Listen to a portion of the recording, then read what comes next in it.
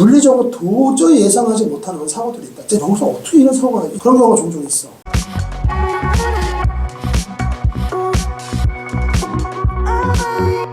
앞에서 저희가 중대재해처벌법 얘기 전에 사전 정보를 위해서 제조물 책임법 얘기를 하다가 정리가 돼서 중대재해처벌법에 대해서 좀 얘기를 해주세요. 그래, 이제 중대재해처벌법에 대해서 이제 이것도 사실 내용을 얘기하려면 되게 많아. 법령이라는 게 그렇잖아. 또 이게 법령 자체는 우리 또 전문 분야도 아닌 거고. 그러니까 내가 지금부터 얘기하고 싶은 내용, 설계나 제작하는 사람들이 꼭 알고 있어야 되는 내용으로 내가 딱 추렸기 때문에 이 내용을 좀 편안하게 보시는 분들 보시면 좋겠고, 너도 편안하게 좀 들었으면 좋겠어요. 이건 그냥 하나의 상식이다 라고 이렇게 생각하고 너도 좀 들어줬으면 좋겠네. 일단 내가 저번 시간에 요 앞에서 제조물 책임법에 대해서 얘기를 했는데 느낌이 좀 어땠어?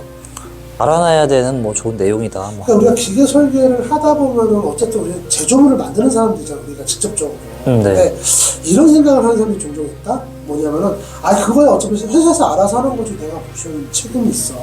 또 그럴 수 있죠. 생각할 수도 있어. 실제로도 뭐 우리 기계 설계하는 사람들이 사실상 무슨 제품을 만들고 있을 때 신경 써야 되는 부분이 내가 법까지 신경 써야 돼. 이렇게 볼 수도 있는 부분도 사실 없지 않아 있긴 한데 나는 좀 그런 생각이 든다. 이게 어떻게 보면 기본적인 마인드와 체계잖아. 이해하고 그런 마인드를 갖고 있느냐 없느냐는 사실상 어떤 개인적으로 봤을 때 한 명의 엔지니어 또는 한 명의 기술자로 봤을 때 발전하는 양상은 굉장히 다르다고 생각을 해.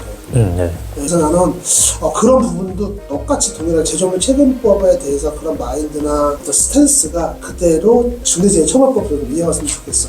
지금 시중에, 그러니까 한간에는 이런 내용들이 대부분 어디에 초점이 맞춰져 있는 건설업에 초점이 맞춰져 있거든. 네. 그래서 뭐 건설 현장에서 사람이 다치거나 중대재해니까 심하게 다치거나 심지어는 이제 사망에 이르게 되는 이런 사건에 포커스가 맞춰져 있어. 건설 현장에 사람이 추락하는 경우, 뭐에 깔리는 경우지. 우리가 좀 상상하기에도 아주 좋지 않은 그런 사고가 안 났으면 하는 이제 그런 데 좀 포커스가 맞춰져 있는데, 그런 과정에서 우리 기계를 만드는 사람들은 좀 멀거나 관련이 없느냐? 그게 아니에요. 우리가 봤을 때는 정말 직접적 연관이 있거든. 내가 하나의 사례를 갖고 예시를 들어볼게. 내가 예를 들어서 펌프를 만드는 회사에서 일을 하고 있다 치자. 내가 만든 펌프가 납품이 돼서 현장에 설치가 됐어. 화학회사라고 얘기를 한번 해보자. 화학 납품 만드는 회사에 설치가 됐는데 펌프가 고장이 나면서 그 펌프에 있던 부품이 튕겨져 나가서 사람이 맞았어. 가지고 사망을 했다고. 뭐 이런 일은 정말 일어나면 안 되겠지만, 그러면 이런 사고 같은 경우 일단 두 가지를 봐요. 하나, 제조물 책임법. 이건 제조물 책임법이 아니면 완전 하자지. 물건은 어떻게 보면 하자인데, 고압 펌프 같은 경우는 항상 우리가 미연에 생각을 해봐야 되는 부분이잖아. 사람이 사망했다고 그랬잖아. 그 사업장 내에서 일어난 사망 사고이기 때문에 누가 책임을 져야 될 거 아니야. 그 사고에 대해서 책임을 사장이 져라. 그게 중대재해처벌법이야.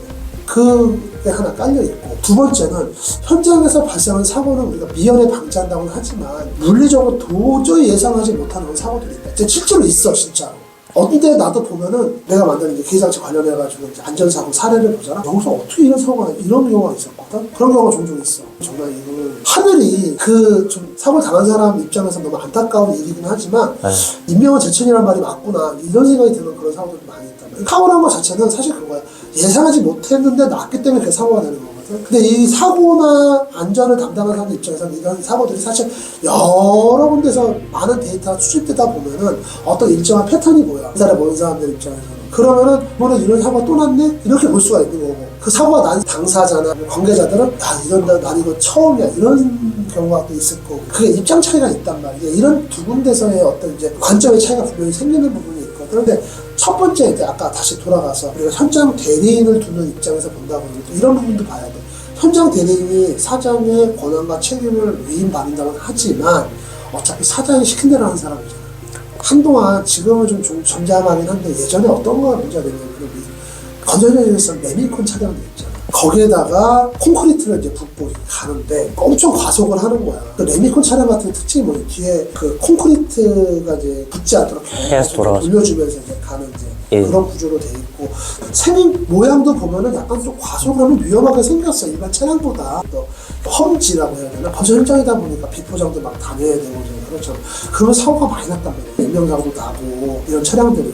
그러니까 그 사람들이 왜 그랬겠어? 과속하고 싶어서 했냐 이거야. 빨리빨리 안 다니면 일을 안 준다는 거야.